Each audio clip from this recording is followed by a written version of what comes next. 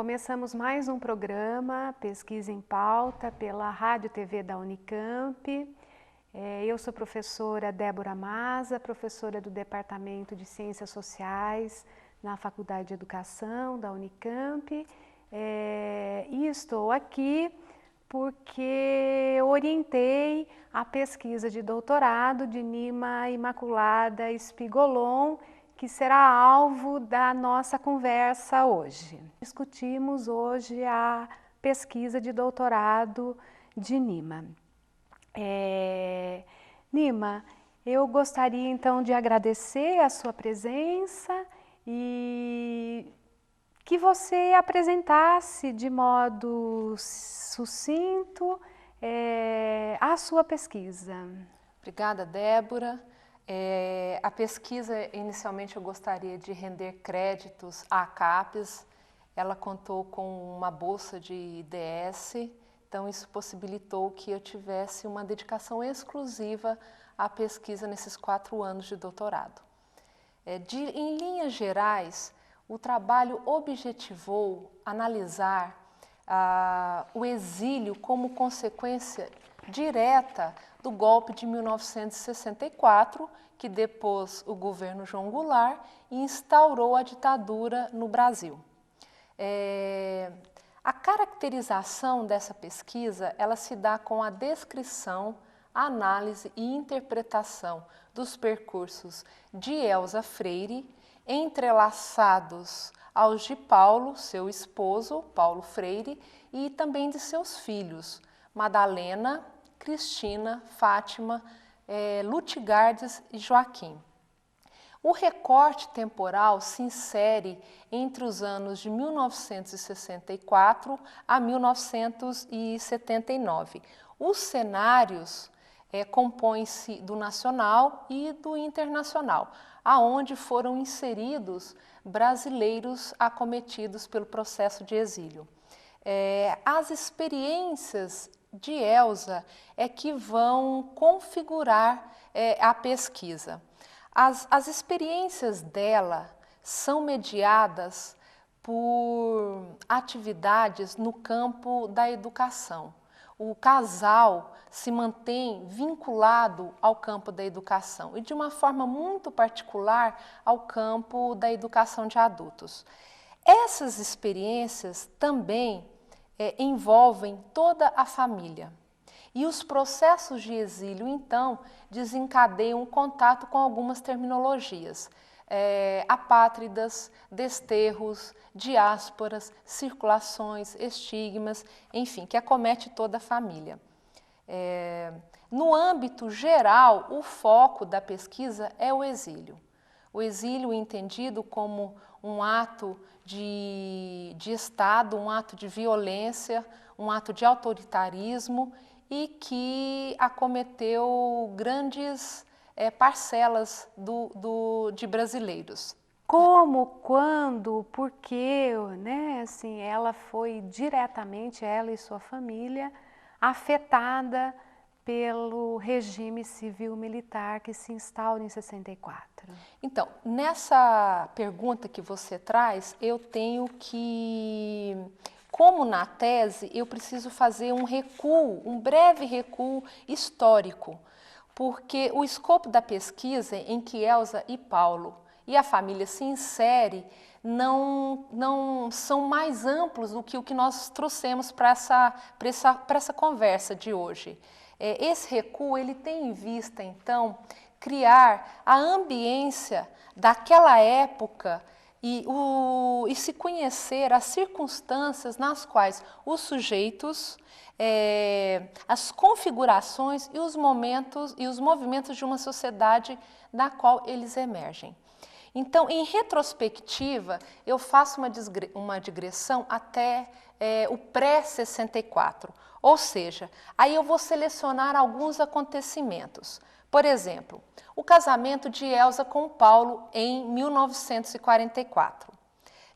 Em 1950, a partir da década de 50, o envolvimento deles com os movimentos de educação de base, os MEBs, e os movimentos de cultura popular, o MCP. Ao mesmo tempo, os círculos, a efervescência dos círculos de cultura, os movimentos de alfabetização de adultos, em Recife e em Angicos. É bom lembrar que o casal emerge desse cenário de Recife, do Nordeste brasileiro, e em meados de 64, eles ascendem a Brasília, no Planalto Central, quando Paulo vai ocupar um staff no governo Goulart. Nesse momento, Débora, eu quero destacar que Elza foi professora, foi diretora de escola.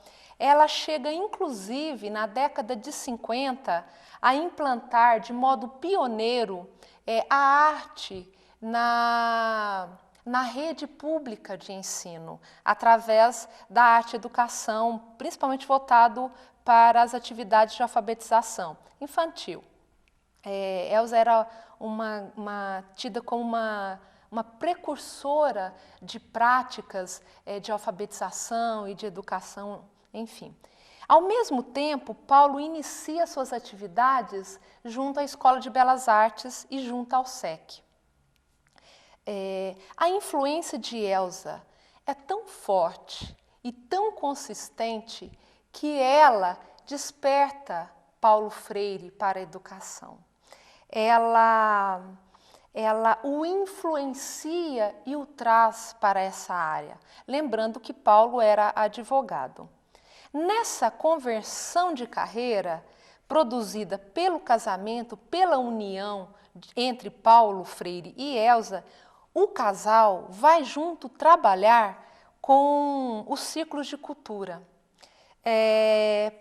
voltado para adultos semi-analfabetos ou analfabetos. Diante desse desafio, que vai marcar toda a trajetória do casal, Paulo conta com a experiência, com a formação, o domínio técnico, a didática e a participação de Elza para juntos sistematizarem, entre aspas, digamos, o método que desde essa época segue revolucionando o mundo pela educação, a partir das palavras geradoras. Portanto, os espaços, a visibilidade e os resultados acumulados dessas experiências, cujo ápice vai ser os meados da década de 60, levam Paulo Freire e a família para Brasília. Lá, Paulo vai atuar junto ao PNA, que é o Plano Nacional de Alfabetização, e depois, consequentemente, os leva ao exílio. O conjunto dessas propostas e dessas experiências são drasticamente alteradas pelo golpe civil-militar de 64. Então, esse golpe que altera esses cenários, essas atividades, ascende ao poder em 64 e instaura no Brasil um estado de exceção que dura até 1985. O Brasil tem um dos períodos de ditadura mais longos. Como que você descreveria os percursos de exílio, essa diáspora de Elza, Paulo e a família Freire, e que acometeu também muitos outros brasileiros e brasileiras? Bom, o exílio brasileiro, ele pode ser considerado uma experiência vivida por duas gerações. A primeira geração é a de 64 e a segunda a de 68. Ambas foram expulsas pela ditadura. Como parte de um mecanismo de eliminação e afastamento daqueles considerados questionadores ou opositores da ordem estabelecida a partir do golpe de 64.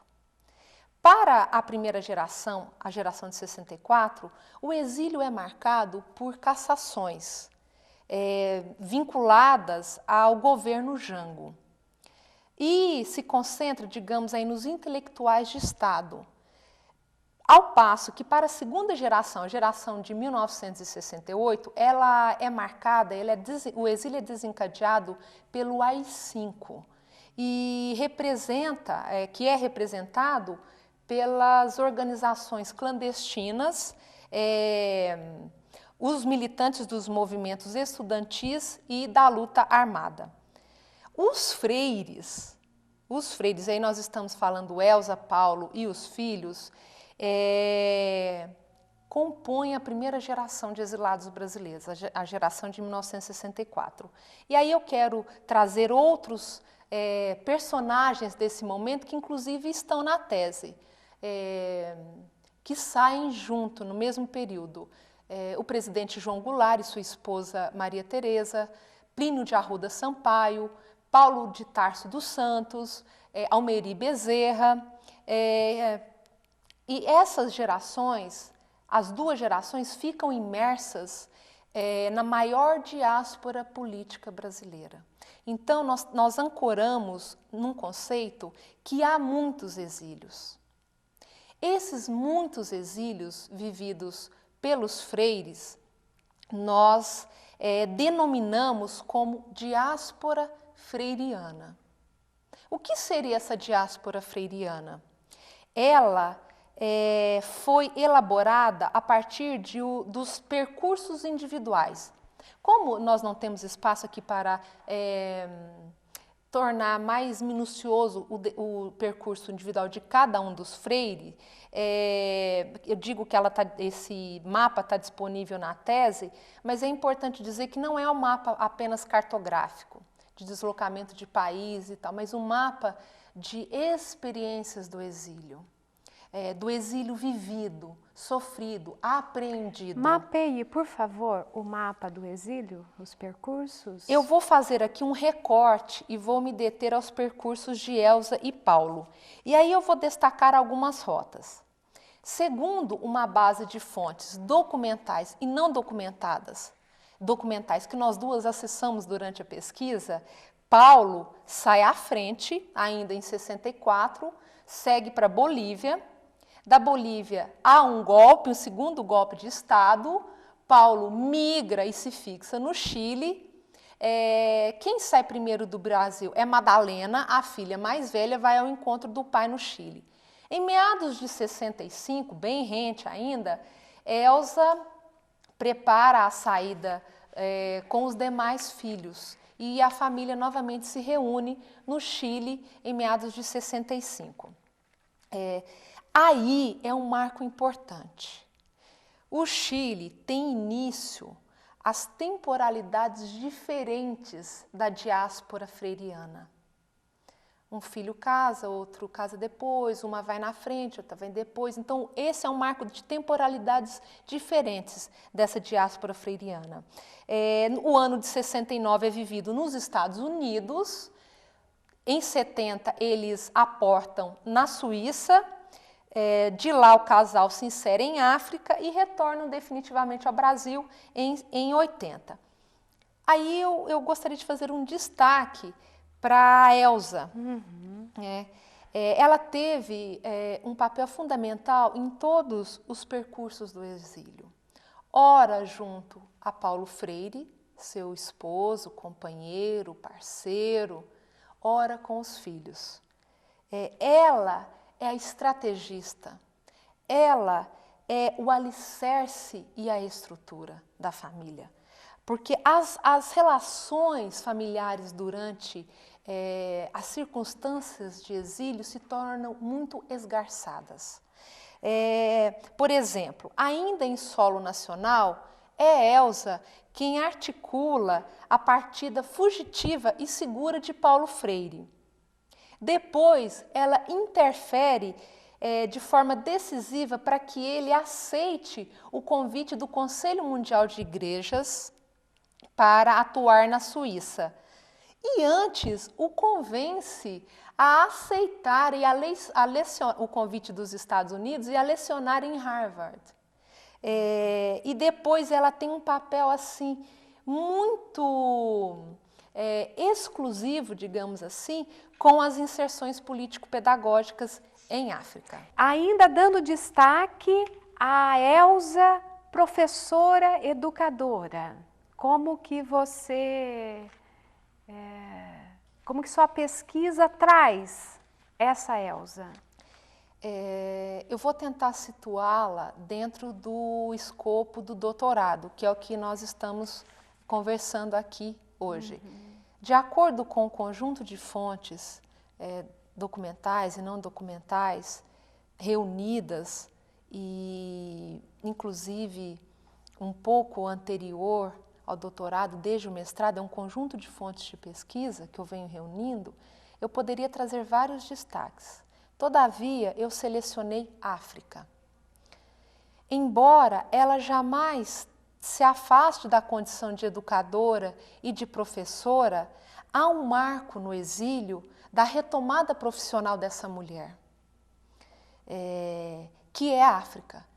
É o continente aonde, durante o exílio, os deslocamentos da militância atingem as dimensões mais humanitárias e envolvendo exilados e militantes de todo o mundo, inclusive os freires, muitos brasileiros, Elza e Paulo, e inclusive Fátima, filha do casal, chega a morar em Guiné-Bissau. Fátima foi casada com Ladislau Dalbar, o casal mora em Guiné-Bissau. Paulo e Elza, residindo na Europa, eles são convidados a participar, a trabalhar junto aos movimentos revolucionários para a libertação das colônias portuguesas em África. E lá atuar na instalação dos primeiros governos independentes. Nesses cenários, eles se envolvem diretamente com os projetos de reconstrução nacional, sempre vinculados com a alfabetização de adultos. É nesses quadros que Elza Freire e Paulo Freire, o casal se insere à porta em África. Isso me conduziu, Débora, a realização de uma pesquisa de campo lá. Concentrei essa pesquisa de campo em Guiné-Bissau e em Cabo Verde, por ser Guiné a porta de entrada do casal e porque de lá eles estendem suas atividades para os outros PALOPs, ou seja, os países africanos de língua oficial portuguesa. Cabo Verde, Guiné-Bissau, Angola, São Tomé e Príncipe e Moçambique. Então, é nesse momento do exílio que Elza Freire retoma as suas atividades de educadora, de professora, ela reassume a sua condição de formadora de formadores. Ancorada, então, nesse recorte que eu faço, eu identifico alguns fatos nos quais Elza Freire produz novamente materiais de alfabetização voltados para adultos, prepara cursos, ministra aulas, e etc., atuando de forma geral com a educação e, em particular, com a educação de adultos nas zonas libertadas. Quando Elza, ao lado de Paulo, dá continuidade à perspectiva político-pedagógica libertária, emancipatória, conscientizadora, dentro de um projeto popular e universalista, de cunho humanitário e revolucionário. É aí, Débora, que se dá na educação a aproximação muito clara, muito nítida entre a prática, o pensamento, a obra, a atuação de Elza Freire e de Paulo Freire. Com o líder Amílcar Cabral, que foi um líder africano dos movimentos de libertação, e esses movimentos de esquerda para a libertação nacional. O que faz acontecer, digamos assim, a radicalização da sistematização das experiências e propostas do casal. É aí que eles se transformam em camaradas. Nima, gostaria que de modo sucinto você apresentasse os resultados, os impactos e os desdobramentos da sua pesquisa. A tese é um trabalho datado. Então, as buscas, as inquietudes que essas questões suscitaram em mim para a aproximação da formulação de políticas públicas para adultos, elas vão continuar, elas vão permanecer. Agora, por fim, num debate contemporâneo, o casal Freire é referência viva nas memórias, nos países e nos povos que lutam pela erradicação do analfabetismo e por construção de sociedades mais justas, mais igualitárias e, por que não, mais amorosas. E eu gostaria de terminar dizendo que, dessa maneira, descrever percursos, recobrar memórias, investigar processos é também uma forma de tentar se impedir governos ditatoriais. É também uma forma de fortalecer uma proposta político-pedagógica que se aproxime de objetivos mais amplos, mais humanitários e mais libertadores. É também uma forma de fortalecer os princípios de liberdade e de vida. Muito obrigada. Agradeço sua presença, Nima, e encerramos mais um programa Pesquisa em Pauta. Agradeço à Rádio TV Unicamp e a todos e todas que nos acompanham.